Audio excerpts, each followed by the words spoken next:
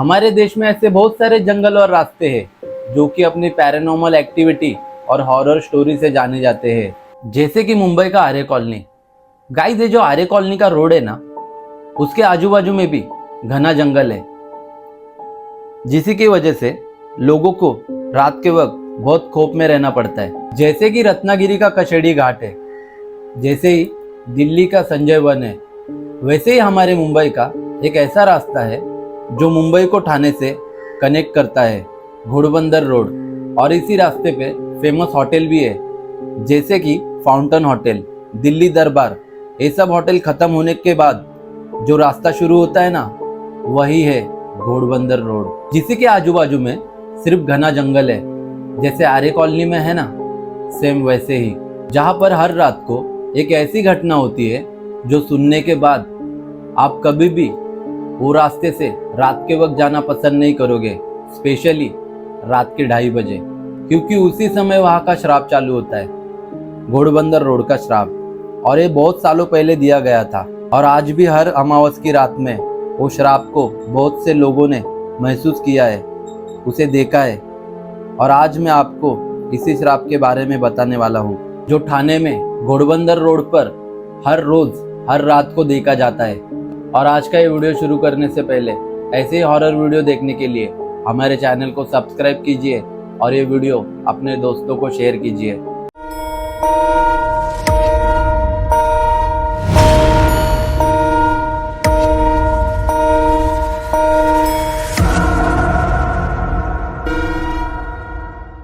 अब ये कहानी शुरू होती है। ये जो रास्ता है ना, घोड़बंदर रोड, ये मीरा रोड के बाद शुरू होता है। और आप वहाँ पर कभी भी जाओगे ना, तो आपको वहाँ पे भीड़ दिखाई देगी और बहुत ज़्यादा ट्रैफिक भी। ये बात है 2023 की। एक अमर नाम का लड़का, जो कि एक वेजिटेबल सप्लाई करता था, जो कि मार्केट में दिया करते हैं, और उसे यहाँ काम करते हुए बस 1 ही महीना हुआ था।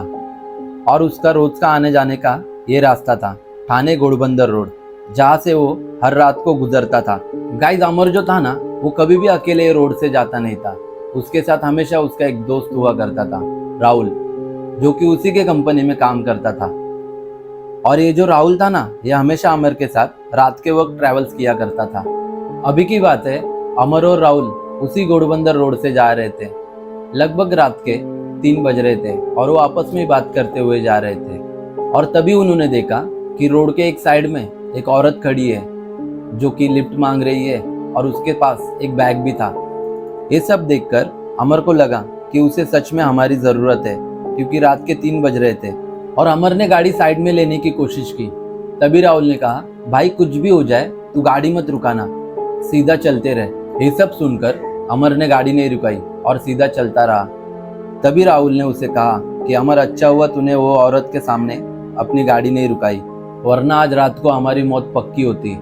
तभी अमर ने कहा, क्या तू कुछ भी क्या बोल रहा है? तभी राहुल ने कहा कि भाई, सालों पहले इस जगह पे एक तांत्रिक की हत्या हुई थी, एक कार एक्सीडेंट में। और तभी उसने यहाँ पे एक श्राप दिया था कि आज के बाद जब किसी इंसान की यहाँ पे हादसे की वजह से मौत होगी, वो यहीं पे भटकता रह जाएगा। ये सारी बात सुनकर अमर हंसने लगा और उसने कहा कि राहुल, ऐसा कुछ नहीं होता, ये भूत प्रेत जैसा कुछ नहीं होता। तेरी वजह से मैंने गाड़ी नहीं रोकी, क्या पता उस औरत को सच में हमारी जरूरत होगी। अब पता नहीं वो इतनी रात को कहाँ भटकती रहेगी। फिर राहुल ने कहा कि अमर, इस रोड के बारे में मैं कभी भी मजाक नहीं करता। ये रोड, ये रास्ता सच में बहुत ज्यादा खतरनाक और हॉन्टेड है। क्या पता अगला हादसा तेरे साथ भी हो सकता है, क्योंकि तू रोज इस रास्ते से आता जाता है, तो सावधान रहना। फिर अमर ने कहा कि हाँ, मैं देख लूंगा, पर तू अब ये झूठ बोलना बंद कर। फिर राहुल ने कहा कि अमर, मेरी एक बात याद रखना, मैं कभी भी झूठ नहीं बोलता। अब ये सारी बात सुनने के बाद, ये सारी बात होने के बाद उन दोनों का झगड़ा हो गया, और इस बात को कुछ हफ्ते हो गए थे। और कुछ दिन गुजरने के बाद अमर राहुल को बार बार कॉल मैसेज कर रहा था, लेकिन राहुल उसका कुछ रिप्लाई ही नहीं दे रहा था। अमर को लगा कि राहुल मेरे पास काम किया करता था, और उस रात को हमारा झगड़ा हुआ, तो शायद ही इसीलिए वो ऐसा बर्ताव कर रहा है। शायद उसे कोई दूसरा काम मिल गया, इसलिए उसने मेरा काम छोड़ दिया। तो अमर ने भी उसे कॉल मैसेज करना बंद कर दिया। अब ये सब बातों को 1 महीना गुजर गया था, और अमर उसी रोड से जा रहा था, घोड़बंदर रोड। तभी उसे राहुल की याद आई। उसने सोचा कि अब ये सब बात को 1 महीना गुजर चुका है, अब तो राहुल भी सब कुछ भूल गया होगा। तो अमर ने अपने मैनेजर को कॉल किया और बोला कि मुझे राहुल की सारी डिटेल्स भेजो कि वो कहाँ है और कहाँ काम करता है। फिर अमर पहुंचता है घोड़बंदर के रोड पर और वो जैसे ही थोड़ा आगे जाता है उसे वहाँ एक कोने में राहुल मिलता है। उसे वहाँ पर देखकर अमर ने जल्दी से गाड़ी रोक दी और उसके पास गया और बोला कि भाई तू यहाँ क्या कर रहा है। राहुल ने कहा कि भाई मैं बस का इंतज़ार कर रहा हूँ, रात काफ़ी हो चुकी है और बस भी नहीं आ रही है। तभी अमर ने कहा कि भाई चल, मैं भी तेरे घर के रास्ते से जा रहा हूँ, जाते जाते तुझे छोड़ दूंगा। फिर राहुल उसके गाड़ी के अंदर आकर बैठा। जैसे ही राहुल अंदर बैठा तब अमर ने उसे मनाना शुरू किया कि भाई उस दिन के झगड़े के लिए मैं तुझसे माफ़ी मांगता हूँ, सॉरी, प्लीज़ वापस से कंपनी ज्वाइन कर ले, मुझे तेरे जैसे दोस्त की ज़रूरत है। राहुल ने उसे कुछ नहीं बोला, बस राहुल ने इतना ही बोला कि ठीक है। अमर को थोड़ा अजीब लगा क्योंकि राहुल बहुत ज़्यादा बात करता था, लेकिन आज वो बिल्कुल ही शांत था। फिर कुछ समय बाद राहुल का घर आ गया और अमर ने बोला कि अब तू घर जा और मुझे कल सुबह में मिलना।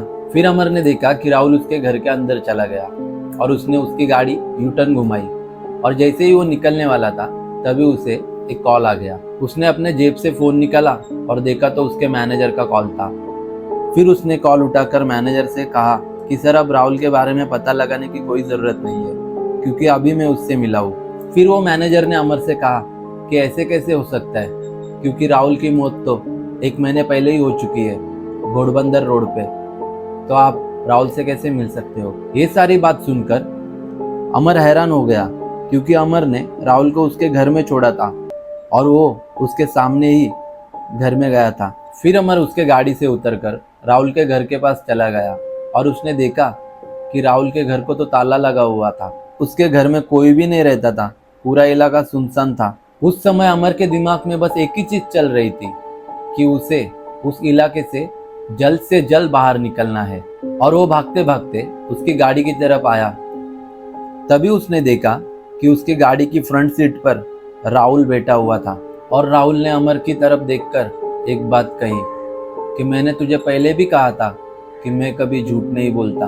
और जाते जाते दोस्तों बस इतना ही कहूँगा कि ऐसी सारी कहानियों को कभी झूठ मत समझना, ये हो भी सकती है और ये नहीं भी हो सकती है, वरना क्या पता अगला हादसा आपके साथ भी हो सकता है। और ऐसा ना हो आप रात के वक्त किसी सुनसान रास्ते से जा रहे हो और आपको किसी ने लिफ्ट मांगी और इंसानियत के नाते से आपने उसे लिफ्ट दे भी दी, पर आगे जाके आपको पता चले कि आपने जिसे लिफ्ट दी है वो कोई इंसान नहीं बल्कि एक भटकती आत्मा है, तो आप क्या कर सकते हो। तो ख्याल रखना अपना। मिलते हैं अगले वीडियो में और ऐसे हॉरर वीडियो देखने के लिए हमारे चैनल को सब्सक्राइब कीजिए और ये वीडियो अपने दोस्तों को शेयर कीजिए। धन्यवाद।